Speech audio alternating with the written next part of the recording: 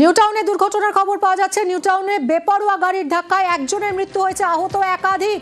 কিভাবে ঘটেছে দুর্ঘটনা আরো জানাবে অমিত, রয়েছে সঙ্গে অমিত।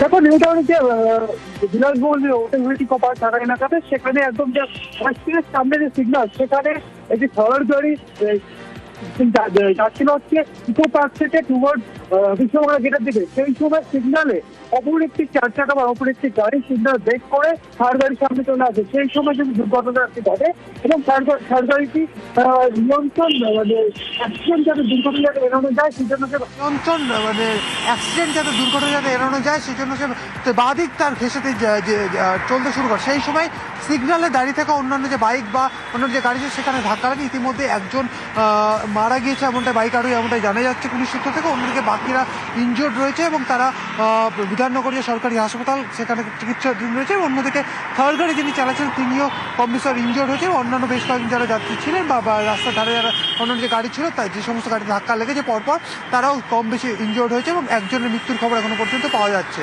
অমিত, কোন জায়গাটাতে হয়েছে দুর্ঘটনা?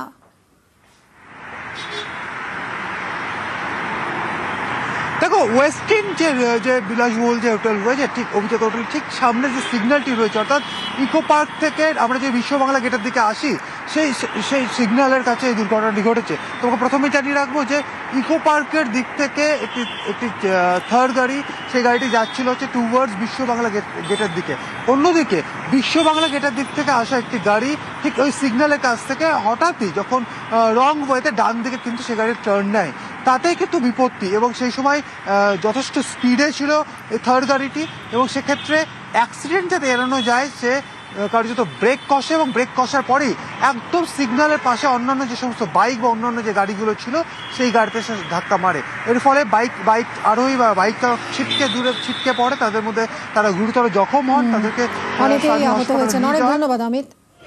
সিগন্যালটা সবুজ হয়ে আছে আর থার্ড গাড়িটা এই রাস্তা দিয়ে যাচ্ছিল, তখন ওই থার্ডটা মেরেছে, মারার পর থার্ডটা ঘুরে বাইকওয়ালা দাঁড়িয়েছিল, বাইকওয়ালা ঘাড়ে উঠে যায়। ও সবুজ সিগন্যাল, ও টার্নিং ঘুরে ডাইরেক্ট চলে যাচ্ছিল। আর থার্ড গাড়িটা আসছিল এয়ারপোর্টের দিক থেকে। সিগন্যাল অলরেডি সবুজ সিগন্যাল ছিল, থার্ডের সিগন্যাল খোলা ছিল।